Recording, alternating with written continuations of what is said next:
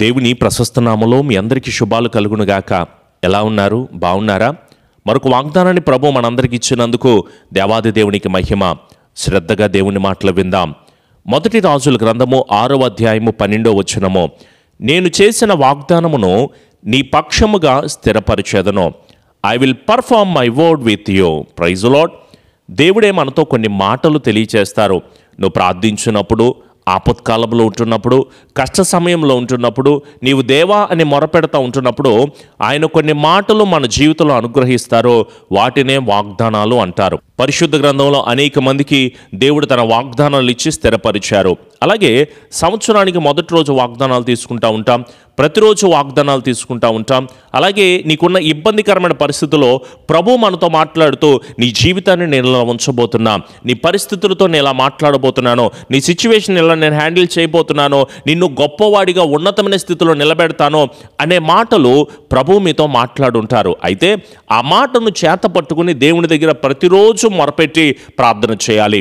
దావీదు ప్రార్థన చేసినట్లుగా, యోసేపు ప్రార్థన చేసినట్లుగా, రూతు ప్రార్థన చేసినట్లుగా, ఎస్తేరు దేవుని దగ్గర మొరపెట్టి వేడుకున్నట్లుగా, ఇలా ప్రతి ఒక్కరూ వారి పట్ల ఇచ్చిన వాగ్దానాలను చేతబట్టి దేవుని దగ్గర మొరపెట్టారు. ప్రభువా, నన్ను దీవించయ్యా, నన్ను ఆశీర్వదించయ్యా, నీవు ఈ మాట ఇచ్చావు ప్రభువా, నా బ్రతుకుల్లో ఈ వాక్యాన్ని అనుగ్రహించావు తండ్రి అని దేవుని దగ్గర మొరపెట్టిన వారి పట్ల అత్యున్నతమైన కృప దయచేస్తాడు.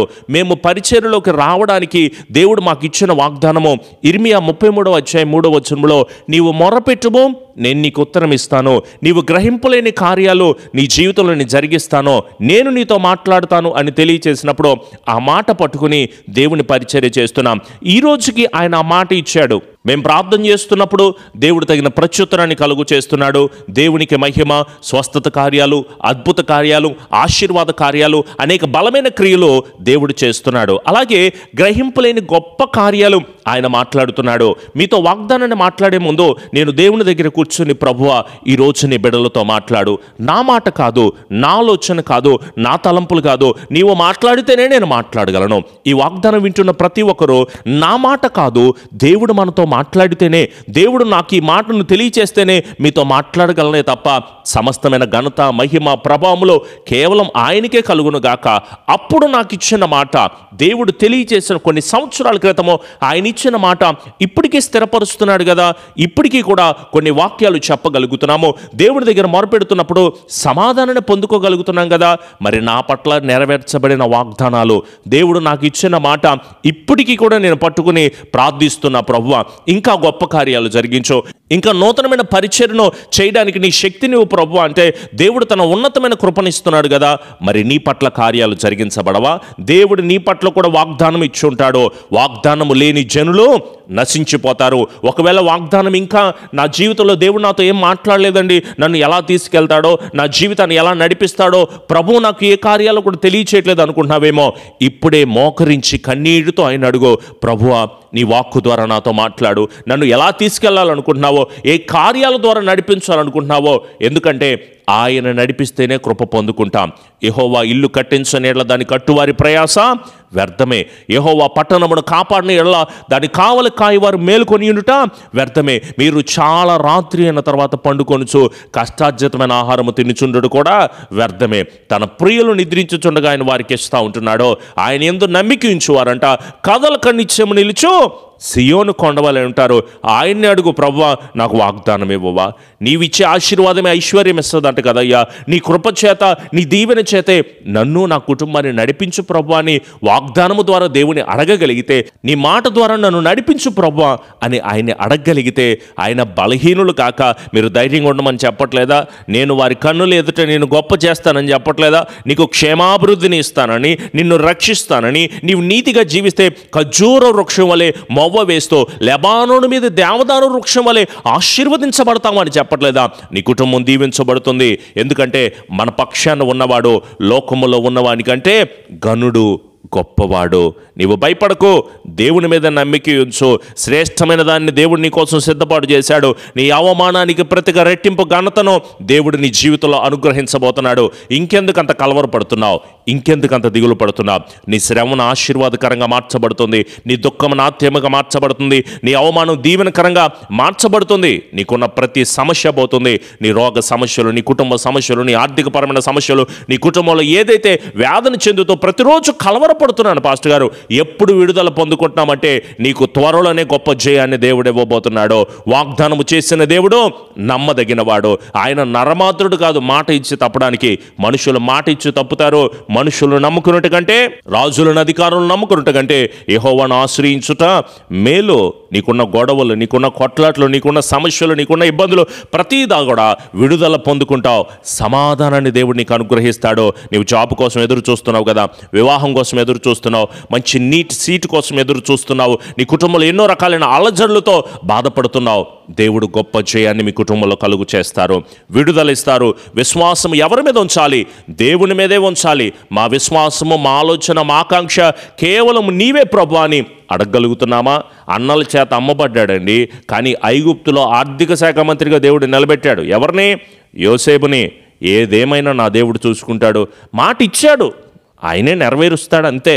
మాట ఇచ్చిన దేవుడు నమ్మదగిన వాడని విశ్వసించాడు. వాగ్దానము చేసిన దేవుడు తప్పే దేవుడు కాదని యోసేపు విశ్వసించాడు. మరి దావీదు కూడా అంతే. నిన్ను ఉన్నతమైన రాజరికపు స్థితిలో నిలబెడతానని ఆయన అభిషేకించిన తర్వాత కూడా దావీదు పరిస్థితి మారలేదే. అయితే దావీదును దేవుడు అంచెలంచెలుగా దీవించాడు. దానియేలు సింహాల బోన్లో పడవేయబడ్డాడని మనందరం చెప్పుకుంటాం. కానీ విషయం ఏంటో తెలుసా? దానియేలుని ప్రధానమంత్రి హోదాలో దేవుడు నిలబెట్టాడు, నడిపించాడు. దానియేలు లేకుండా ఏ కార్యాలు ఈ రాజ్యంలో జరగడానికి అవకాశమే లేదు అని రాజే శాసనమిచ్చేలాగా దేవుడు నడిపించాడు. ఈరోజు నిన్ను కూడా ఆశీర్వదించేలాగా, దీవించేలాగా, ఫలభరితమైన మేలులు కలుగు చేసేలాగా దేవుడు నిన్ను ఆశీర్వదిస్తాడు. ఈ పార్టీలకు సంబంధించిన వ్యవహారాలు పక్కన పెట్టేసి మనం రాజకీయ పార్టీలకు సంబంధించిన వాళ్ళం కాదు, లేకపోతే మనం ఏమన్నా సినిమా వాళ్ళకి సంబంధించిన వాళ్ళమా? ఆ సినిమా చూడాలి, ఆ సీరియల్ చూడాలి, అదొక అబద్ధం కదా. అబద్ధమైన వాటిని ప్రేమించబాక. ఆ క్యారెక్టర్ల నటనంతా కూడా అబద్ధమో. ఈ ఓవర్ కన్జంప్షను, మనం ఎక్కువగా తింటే మన ఆరోగ్యం ఎలా అయితే పాడైద్దో, ఈ రీల్స్ చూసినా, ఈ షార్ట్స్ చూసినా, ఈ కులాలకు సంబంధించి, మతాలకు సంబంధించి, రాజకీయ పార్టీలకు సంబంధించి, సినిమాలకు సంబంధించి ఈ ఓవర్ కన్జంప్షను మన బ్రెయిన్కి ఇస్తే, మన హార్ట్కి ఇస్తే తట్టుకుంటుందా? అవసరమా? ఈ చెత్త అంతా కూడా తీసి అవతల పడేసేయండి. దేవుని మాట వినండి. నీ బ్రతుకును ఒకే ఫోకస్ పెట్టుకో. ప్రభువా, నన్ను నిలబెట్టయ్యా, నన్ను నడిపించయ్యా, నీ కృప నాకు కలుగు చేయి ప్రభువా, నీ ఆత్మీయ శక్తిలో నేను బలపరచబడాలని తీర్మానం చేసుకుంటున్నానయ్యా అని దేవుని దగ్గరే మొరపెట్టండి. ఆయన మిమ్మల్ని విడువడు. ఆయన ఎప్పటికీ కూడా నిన్ను ఎడబాయడు. నిన్ను ఉన్నతమైన స్థితిలో నిలబెడతాడు. ఎస్తేరు రాణి అవ్వలేదా? రూతు ధనవంతురాలుగా మార్చబడలేదా? మనం పేదవాళ్ళమైనా, మనం దారిద్ర్యమైన పరిస్థితిలో ఉంటున్నా సరే, ఆయన నమ్మితే నిత్యరాజ్యాన్ని పొందుకుంటాం. ఆయన నమ్మితే ఉన్నతమైన స్థితిలో మనం పొందుకుంటామో ఆ ధన్యత, ఆ దీవెన, ఆ కృప, ఆ బలం, ఆ ఆశీర్వాదం, ఆ రక్షణ, ఆ సమాధానమును దేవుని దగ్గర పొందుకుందాం. దేవుడు మిమ్మల్ని అందరినీ దీవించునగాక. ఆమెన్. ప్రార్థన. కృపాసత్య సంపన్నుడా, మా గొప్ప దేవ, మరొక మారు నీ వాగ్దానము ద్వారా మీరెంతగానో మాట్లాడినందుకు వందనాలయ్యా. అల్పుణ్ణి, అయోగ్యుణ్ణు తండ్రి, నీ వాక్కు ద్వారా నీ బిడ్డలతో మాట్లాడి బలపరిచి ఘనమైన కార్యాలు జరిగిస్తున్నందుకు స్తోత్రములు. నీ మాట ద్వారా మాట్లాడుతున్నందుకు వందనాలు ప్రభువా. దేవా, నేను చేసిన వాగ్దానమును నీ పక్షముగా స్థిరపరుస్తానని, మా పట్ల నీకు అనేక ప్రణాళికలు ఉన్నాయని, మా పట్ల అనేక ఆలోచనలు కలిగి ఉన్నామని, మేము ఒట్టివారము కాదు, మట్టివారము కాదు, కేవలం నీవిచ్చిన ధన్యత వలనే మేము ఇలా బ్రతికి ఉన్నామని, దేవా నీ కృప వలనే ఈరోజు ఇలా నిలిచి ఉన్నామని మీ దగ్గర వేడుకుంటున్నాం ప్రభువా. ఒక్కసారి నీ ప్రణాళికను బిడ్డల పట్ల స్థిరపరచండి, బలపరచండి. మమ్మల్ని మేము సరి చేసుకోవడానికి, ముందుకు సాగడానికి నీ ఆత్మ సహాయమును మా అందరికీ కూడా మీరు అనుగ్రహించండి ప్రభువా. మాకు ఇస్తున్న వాగ్దానాలకే స్తోత్రములు. ఒకవేళ మేము మర్చిపోయామేమో, ఆ వాగ్దానాలు బట్టి నీ సన్నిధిలో వేడుకుంటూ ప్రార్థన చేస్తున్నాం ప్రభువా.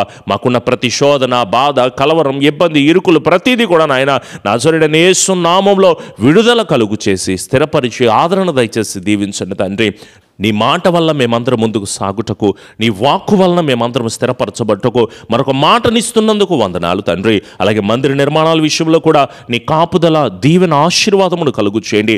అనేక స్వార్థ క్రమాలు, అనేక ప్రాంతాల్లో నీ మందిరాలు కట్టుటకు తగినటువంటి బలమును, శక్తిని మీరు దయచేయండి. అనేక మంది వాక్యాన్ని విని ఆధ్యాత్మికంగా బలపరచబట్టుకు నీ సహాయమును మా అందరికీ కూడా అనుగ్రహించి పరిచర్యను మిక్కిలిగా దీవించి కృపచేత, శక్తి చేత, బలము చేత మా వల్ల ఏమీ కూడా కాదు కానీ నీ ఆత్మ ద్వారానే నడిపించి స్థిరపరిచి కాపుదల దయచేస్తూ దీవించమని మా ప్రియ రక్షకుడైన యేసు నామములో అడుగుచున్నాము తండ్రి. ఆమెన్.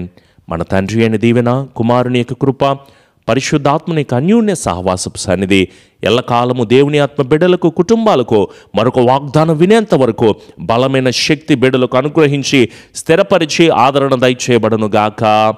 ఆమెన్. యేసు రక్తమే జయం, సిలువ రక్తమే జయం. ప్రభు యేసు నామములో సంపూర్ణ జయము, అపవాది క్రియలకు అనంత నాశనమును కలుగును గాక. ఆమెన్. మీ అందరికీ కూడా ప్రభు పేరిట ప్రత్యేకమైన వందనాలు. వాక్యాన్ని షేర్ చేస్తున్నారా? తప్పకుండా కనీసం ఒక 10 మందికైనా అనుదిన వాగ్దానాన్ని షేర్ చేయండి. వారు కూడా వాక్యాన్ని వింటారు, ఆధ్యాత్మికంగా బలపరచబడతారు. ఛానల్ని సబ్స్క్రైబ్ చేసుకోండి. వాక్యాలు మరలా రావట్లేదు అని చెప్పేసి అంటున్నారు. డెఫినెట్లీ ప్రతిరోజు వాగ్దానము, నూతనమైన వాక్యాన్ని మీ కొరకు అందించడం జరుగుతుంది. చక్కగా సబ్స్క్రైబ్ చేసుకోండి. మీ స్నేహితులకు వాక్యాన్ని షేర్ చేయండి. ప్రతిరోజు ఉదయం 6 గంటలకు లైవ్ ఆరాధన వస్తుంది, తప్పకుండా ఏకీభవించండి. అలాగే మీ ప్రార్థన అవసరతలు తెలియచేయండి, వాటన్నిటి గురించి ప్రార్థన చేస్తాం.